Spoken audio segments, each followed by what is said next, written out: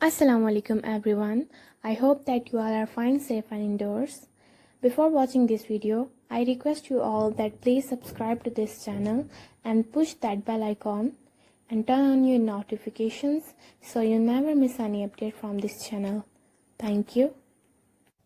In this lecture, I'm going to explain examples from exercise 6.1. So before watching this video, please open your book, Maths book, page number 115, and then start watching this video. So we have two examples on this page. In exercise 6.1, we have learned to find HCF by using two methods. First one is by factorization method and the other one is by division method.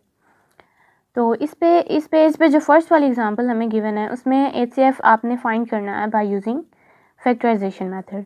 तो factorisation किस तरह से करते थे, factorisation किस तरह से करते हैं, वैसे जैसे क्वेश्चन सॉल्व किए हैं सेम उसी मेथड से आप लोग इसको भी सॉल्व करेंगे। इस क्वेश्चन में हमें 3 पॉलिनोमियल्स गिवन है। यहाँ पे हमारे पास 3 एक्सप्रेशंस हैं, x square minus 4, x square plus 4x plus 4 और थर्ड एक्सप्रेशन है 2x square plus x minus 6। तो पहले आप लोगों ने इसकी फैक्टराइजेशन कर लेनी है।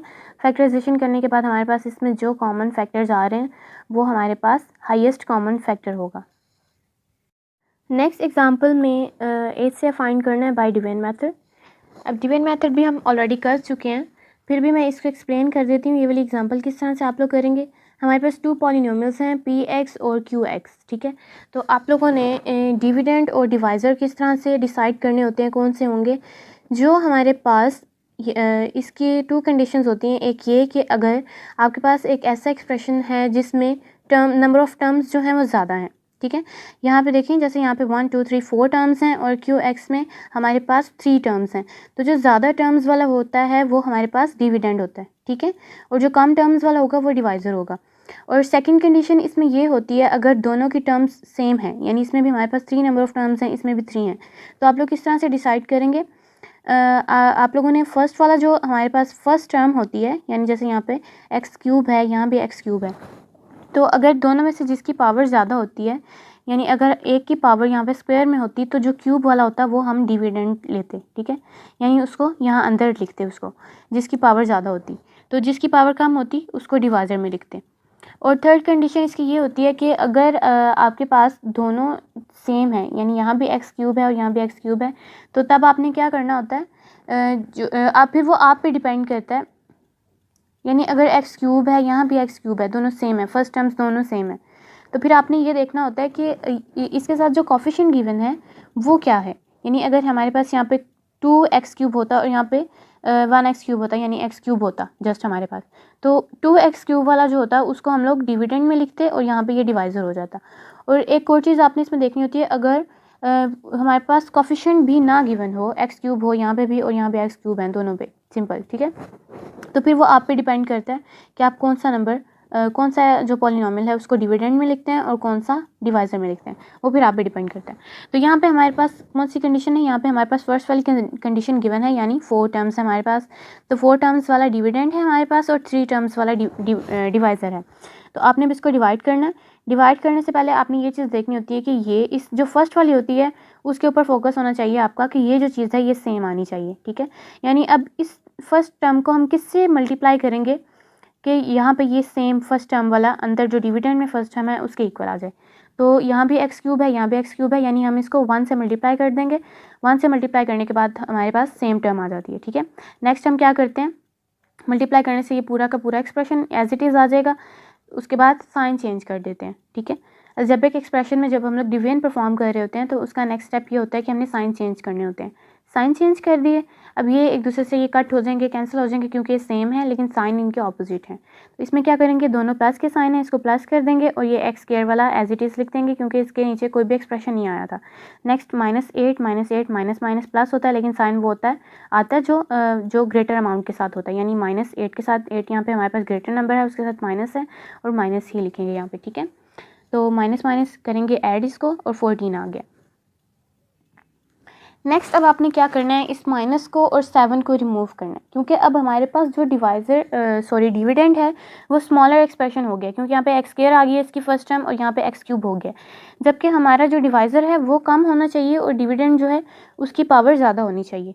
तो अब उसके लिए आपने क्या करना है, आपने पहले तो -7 को कॉमन लेना है, ठीक है, और -7 को कॉमन लेने के बाद -7 से ही इसको डिवाइड कर देना है। तो हमारे पास क्या एक्सप्रेशन आएगा, एक्स स्क्वायर माइनस 3x + 2, ठीक है।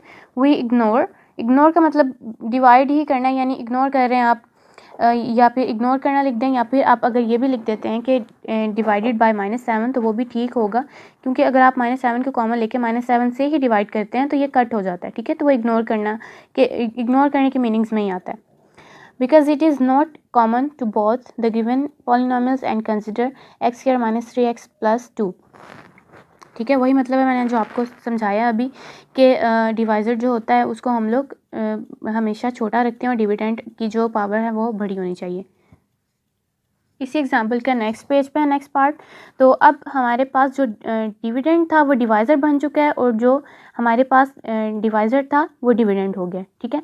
तो जो टर्म हमारे पास नहीं गिवन होती उसको ज़ीरो भी लिख देते हैं, तो आप लोगों के लिए डिविडेंड करना ईजी हो जाता है। अगर नहीं लिखेंगे तो फिर आप लोगों को इसको सेपरेट लिखना पड़ेगा मल्टीप्लाई करने के बाद। तो इसी तरह से आपने करना है, फर्स्ट टर्म को देखना है क्या है, एक्स क्यूब है और यहाँ पे हमारे पास एक्स स्क्वायर है, तो एक्स स्क्वायर को किससे मल्टीप्लाई करेंगे, तो इसके इक्वल आ जाएगा एक्स क्यूब से, ठीक है। एक्स क्यूब से कर दिया, बाकी टर्म्स जो आएंगी उसको आप लोगों ने वैसे ही लिखते जाना है, लेकिन मेन फोकस आपका फर्स्ट वाले पे होना चाहिए, ठीक है। उसके बाद क्या होता है, साइन चेंज करते हैं, ये एक दूसरे से कट हो जाएंगे, इनको प्लस माइनस करने के बाद हमारे पास आ जाता है 3x स्क्वायर माइनस 9x + 6, ठीक है। अब यहाँ पे हमारे पास है फर्स्ट टर्म 3x स्क्वायर, तो आप लोग इसको एक्स स्क्वायर को किससे मल्टीप्लाई करेंगे, +3 से, ठीक है। यहाँ पे साइंस को भी देखना होता है। तो करने के बाद हमारे पास सेम वही टर्म आ गई थी जो हमारे पास डिविडेंड में थी, तो 3 से मल्टीप्लाई करने के बाद सेम आ गया, माइनस जो साइंस है हमारे पास वो चेंज हो जाएंगे और इस तरह से रिमाइंडर 0 आ जाता है। नेक्स्ट एग्जाम्पल आप लोग करेंगे पेज नंबर 117 पे। इस एग्जाम्पल की तरह के हम लोग क्वेश्चंस भी कर चुके हैं एक्सरसाइज 6.1 में, यानी हमने उसमें ये वाला फार्मूला यूज़ करना होता था। तो ये जो नेक्स्ट 2 एग्जाम्पल्स मैं आप लोगों को बताने जा रही हूँ, नेक्स्ट 2 एग्जाम्पल्स मैं आप लोगों को एक्सप्लेन करने जा रही हूँ, उसमें सेम यही फार्मूला यूज़ होगा, ठीक है। फर्स्ट एग्जाम्पल देखते हैं, find HCF of the polynomials. तो पॉलिनोमियल्स का, इन 2 पॉलिनोमियल्स का हमने HCF फाइंड करना है, ठीक है। और QX और PX और QX जो है हमें गिवन है, तो ये 2 पॉलिनोमियल्स हमें गिवन है। अब जो ऊपर हमें फार्मूलाज गिवन हैं उसमें HCF LCM दोनों होना ज़रूरी हैं। तो अब ये फार्मूला यूज़ करने की प्रैक्टिस करने के लिए आप लोगों को एग्जांपल्स दी गई हैं, तो आपने यूज़ वही फार्मूलाज करने हैं। अब आप लोग सोच रहे होंगे कि LCM तो गिवन नहीं है, तो हम क्या करेंगे, HCF फाइंड करेंगे फैक्टराइजेशन मेथड से ही, लेकिन बाद में हम लोग इसका LCM भी फाइंड कर लेंगे ताकि इस फार्मूला के अकॉर्डिंग ये प्रूव हो जाए कि हमने इस फार्मूला को यूज़ किया है, ठीक है। क्योंकि ये एग्जांपल्स ही इन्हीं फार्मूलाज के लिए दी गई हैं ताकि आपको इस फार्मूला को यूज़ करना आ जाए और इसकी प्रैक्टिस हो जाए कि किस तरह से आपने यूज़ करना है इसको, ठीक है। तो पहले जो PX पॉलिनोमियल था हमारे पास, हमने उसके फैक्टर्स फाइंड किए हैं, फैक्टराइजेशन करनी है आपने उसकी, किस तरह से मिडिल टर्म को ब्रेक करना है और कॉमन लेने के बाद। चैप्टर 5 भी सेम इसी तरह से फैक्टराइजेशन हमने उसमें सीखी थी, सेम उसी तरह से आपने इसको करना है, ठीक है। और जो बाहर जो हमें नंबर दिया गया होता है, बाहर जो वेरिएबल हमें गिवन होता है उसकी अलग से आप लोगों ने उसकी फैक्टराइजेशन करनी है सेपरेटली। नेक्स्ट जो पॉलिनोमियल है QX है, उसकी भी इसी तरह से फैक्टराइजेशन करनी है। अब दोनों के फैक्टर्स आ गए हमारे पास, उसमें जो कॉमन होगा वो हमारे पास HCF होगा, ठीक है। ये HCF आ गया। अब फार्मूला में आपने इसको कैसे पुट करना है, LCM को फाइंड करने के लिए हमारे पास PX भी है, QX भी है और HCF भी है। अब आप लोगों ने यहाँ पे इसके फैक्टर्स लिखने हैं, ठीक है। जो हमने ऊपर फैक्टराइजेशन की है, फैक्टराइजेशन करने के बाद जो फैक्टर्स आए हैं आपने वो लिखने हैं, PX के भी और QX के भी और HCF फिर इसका आपने लिख देना है जो यहाँ पे ये HCF आया था, ठीक है। 2 का स्क्वायर 4 हो गया, 5 वैसे ही आ जाएगा। अब ये 9 कहाँ से आया, अब यहाँ पे जो हमें 5 गिवन था, पहले आप लोगों ने वेरिएबल्स को देखना होता है, ये मैं ऑलरेडी क्वेश्चंस में भी बता चुकी हूँ ताकि आपको बाद में अरेंज ना करना पड़े, पहले आपने उसको उसी अरेंजमेंट से लिखना शुरू करना। 5 यहाँ पे भी है, यहाँ पे भी है, ठीक है। ये 5 जो हैं ये एक दूसरे से कैंसिल हो जाते हैं और ये वाला x ये इस x से कैंसिल हो गया है और x + 2 जो है इससे कैंसिल हो गया है, ठीक है। बाकी ये जो हमारे पास 3 का स्क्वायर बचा है वो हमने 3 का स्क्वायर 9 लिखा है। उसके बाद इसको ये वाला जो फैक्टर है हमारे पास 2 फैक्टर्स हैं ये लिखने हैं और लास्ट पे बचा था कटिंग करने के बाद वो लिख देना आपने, ठीक है। अब इन तीनों को मल्टीप्लाई करने से 4 × 5 × 9 हमारे पास 180 आता है और x लिखेंगे और बाकी फैक्टर्स को वैसे लिख देना। अब ये यहाँ पे हमारे पास HCF भी आ गया और LCM भी आ गया। नेक्स्ट एग्जाम्पल में आपने LCM फाइंड करना है। हमें 2 पॉलिनोमियल्स गिवन हैं px और qx। इसमें एलसीएम कैसे फाइंड करना है आपने लॉन्ग डिवीजन के थ्रू, ठीक है। ये भी एक एग्जांपल दी हुई है ताकि आप लोगों को प्रैक्टिस हो जाए कि डिवीजन मेथड कैसे परफॉर्म करते हैं, डिवीजन मेथड एलसीएम में कैसे यूज़ करते हैं, ठीक है। ये हमने क्वेश्चन में भी यूज़ किया था, तो उसी तरह से आपने करना है। क्या करना है, पहले जो मैंने आप लोगों को एचसीएफ के लिए बताई है सेम वही रूल होगा इसके लिए भी, कि आपने नंबर ऑफ़ टर्म्स देखनी है और आपने ये भी देखना है कि जो पावर्स हैं फर्स्ट वाली टर्म्स की लीडिंग कोफिशिएंट की, यानी जो फर्स्ट वाला होता है वो लिखनी है यहाँ पे। फिर ये आप पे डिपेंड करता है कि आप कौन सी वैल्यू अंदर लिखते हैं। और एक ये भी इसमें होता है कि जैसे यहाँ पे हमें पी एक्स ऑलरेडी उन्होंने खुद ही उसको कह दिया कि ये पी एक्स है और ये क्यू एक्स है। पी एक्स जो है उसको आप लोग यहाँ पे डिवाइज़र में लिखेंगे और क्यू एक्स जो है वो डिविडेंड होगा। फर्स्ट वाले जो टर्म है उस पर फोकस करना है आपने, किससे इसको मल्टीप्लाई करेंगे कि ये सेम आए, तो 1 से कर लेंगे। 1 से करने के बाद इसको लिखना है आपने और फिर साइन चेंज करने के बाद माइनस प्लस जो भी होगा करना है। और यहाँ पे अब देखें यहाँ पे हमारे पास स्क्वायर में आ गया, एक्स स्क्वायर आ गया, ठीक है। तो ये जो है ये हमेशा इसकी पावर जो है वो बड़ी होनी चाहिए, यानी एक्स स्क्वायर अंदर है और बाहर डिवाइज़र में एक्स क्यूब है, तो ये हमेशा जो यहाँ पे बड़ी वैल्यू होनी चाहिए। तो अब क्या करेंगे, यहाँ पे हमने ऐसी वैल्यू तीनों में से लेनी है जो तीनों में से कॉमन आ सके, तो वो है 12 को कॉमन लिया है और बाकी हमारे पास इस तरह से आ गए हैं, यानी इग्नोर कर रहे हैं या डिवाइड कर रहे हैं हम लोग इसको 12 से, तो हमारे पास टर्म क्या बचती है 2x² प्लस 3x माइनस 1। तो नेक्स्ट आप लोग क्या करेंगे, इसको डिवाइज़र बना देंगे और जो यहाँ हमारे पास डिवाइज़र था वो डिविडेंड में चेंज हो जाएगा। अब इसका जो नेक्स्ट डिवीजन का नेक्स्ट पार्ट है इस क्वेश्चन का, वो नेक्स्ट पेज पे है। तो डिवाइड करने से पहले आपने क्या देखना होता है, फर्स्ट वाली टर्म, ठीक है। फर्स्ट टर्म्स को आपने देखना है, यहाँ पे 2x² है, यहाँ पे हमारे पास 6x क्यूब है। तो x क्यूब बनाने के लिए स्क्वायर को x हमें एक तो चाहिए और दूसरा 2 को 6 बनाने के लिए किससे मल्टीप्लाई करेंगे, 2 3 ज़ार 6, ठीक है। तो 3x से मल्टीप्लाई करना है इस डिवाइज़र को, ठीक है। मल्टीप्लाई करने से हमारे पास ये टर्म आती है, इसको साइन चेंज करना है आपने और इसको माइनस प्लस जो भी हो रहा है वो लिखना है। और फर्स्ट वाली जो टर्म है वो सेम हो गई है और उसके साइन ऑपोजिट है, उसकी कटिंग हो जाएगी और आपने इसको यहाँ पे लिख देना है। नेक्स्ट अब हमारे पास फर्स्ट टर्म क्या आ गई है, -16x², ठीक है। तो 2 को किससे मल्टीप्लाई करेंगे कि 16 आए, 2 8 ज़ार 16 होता है, तो 8 और साथ हमें माइनस भी चाहिए और x² तो वैसे ही आ जाएगा, तो -8 से मल्टीप्लाई करेंगे इसको, -8 से मल्टीप्लाई करना है। और ये पूरी की पूरी ये जो हमारे पास जो डिविडेंड था वो पूरा का पूरा एज इट इज़ आ गया है, माइनस प्लस के जो साइन है वो चेंज हो जाएंगे। सेम टर्म्स हैं, साइंस ऑपोजिट हैं, तो कटिंग हो जाएंगी तीनों टर्म्स और रिमाइंडर बचेगा 0।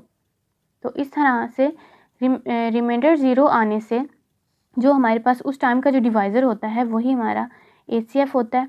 इसके ऊपर फार्मूला अप्लाई करेंगे। अब हमारे पास एचसीएफ की वैल्यू आ गई, लेकिन क्वेश्चन में क्या गिवन था कि हमने एलसीएम फाइंड करना है।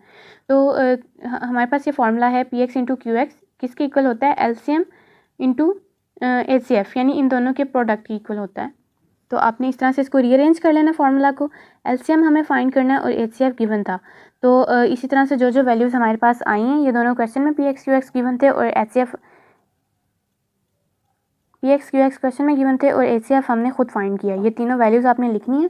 लिखने के बाद फिर आगे इसको सॉल्व कैसे करना है, अब ये देखें कि आपने इसको सॉल्व कैसे करना है।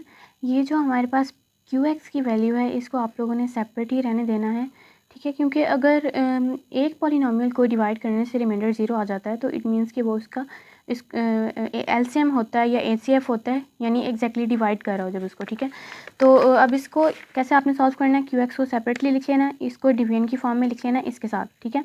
एक के साथ भी डिवाइड करने से अगर रिमाइंडर 0 आ जाता है तो वो एलसीएम ही होगा उसका। तो इस वाले को क्यू एक्स के साथ कर लें या पी एक्स के साथ कर लें, तो अगर रिमाइंडर 0 आ जाता है तो यहाँ पे हम लोग पी एक्स के साथ करते हैं इसको। तो डिवाइड करके देखते हैं कैसे करेंगे। 6x³ minus 7x² minus 27x plus 8, dividend हो गया हमारे पास, डिवाइज़र है 2x² प्लस 3x माइनस 1। तो अब इसको डिवाइड कर लेंगे। डिवाइड करने का मेथड भी इसमें आप लोग सीख लेंगे। तो पहले देखनी होती है फर्स्ट टर्म, इसमें है 6x³ और ये हमारे पास है 2x², यानी 2x² प्लस 3x माइनस 1। अब पहली टर्म को देखें, हमें इसके इक्वल लेके आना है। पहले तो हमने नंबर देखना होता है, 2 है हमारे पास, किससे मल्टीप्लाई करेंगे कि 6 आ जाए, 2 3 ज़ा 6 होता है तो 3 लिखा, ठीक है, यहाँ पे 3 लिखा, 2 3 ज़ा 6 होता है।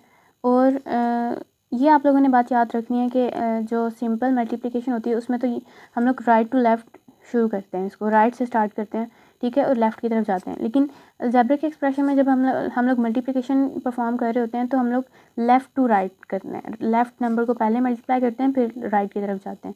तो अब हमें क्यूब चाहिए, यानी यहाँ पे एक्स स्क्वायर है तो किससे मल्टीप्लाई करेंगे तो क्यूब हो जाएगा एक्स से, ठीक है। तो अब मल्टीप्लाई करते हैं, 6x क्यूब प्लस, यहाँ पे प्लस है, प्लस प्लस प्लस, 3 3 ज़ार 9 होता है, एक्स स्क्वायर माइनस 3x, ठीक है। अब इसको यहाँ पे लिखेंगे, plus cube plus 9x square minus 7 के नीचे 3 लिखना है आपने, 3x। अब इसके साइन चेंज कर देने, प्लस है तो माइनस, प्लस है तो माइनस, माइनस है तो प्लस, ठीक है। अब इसको यहाँ पे ऊपर आप लोग लिखेंगे 3x, यानी हमने इसको 3x से मल्टीप्लाई किया था, इसलिए ये आंसर आया। अब ये सेम है और साइन ऑपोजिट है तो कटिंग हो जाएगी। अब माइनस माइनस आएगा क्या, माइनस, क्योंकि बड़े नंबर के साथ माइनस है तो माइनस आएगा, करेंगे प्लस, 16x स्क्वायर। नेक्स्ट हमारे पास है माइनस एंड प्लस, ठीक है। तो यहाँ पे क्या आ जाएगा, बड़े नंबर के साथ माइनस है तो माइनस आएगा, और करेंगे क्या, माइनस ही, क्योंकि साइन डिफरेंट है, सेम जब साइन होते हैं तब प्लस करते हैं। तो माइनस करने से क्या आ जाता है, 24x, और प्लस 8 को वैसे ही लिख लेंगे।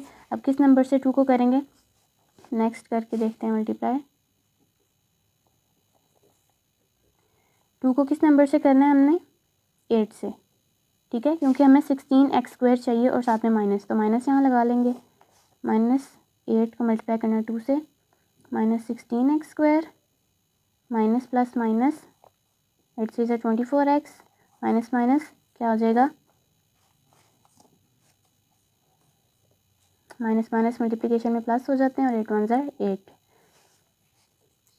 इसको भी यहाँ लिखेंगे माइनस, सेम आ गए हैं दोनों, 24x प्लस, अब साइन चेंज कर देना है आपने, और यहाँ पे माइनस, ठीक है, और तीनों कटिंग हो जाएंगे और रिमाइंडर के आगे 0, विच मीन्स के ये जो था ये उसे एग्जैक्टली डिविजिबल है, तो एलसीएम हमारे पास ये आएगा, साथ में माइनस 8 भी लिखेंगे बाद में जिससे किया था।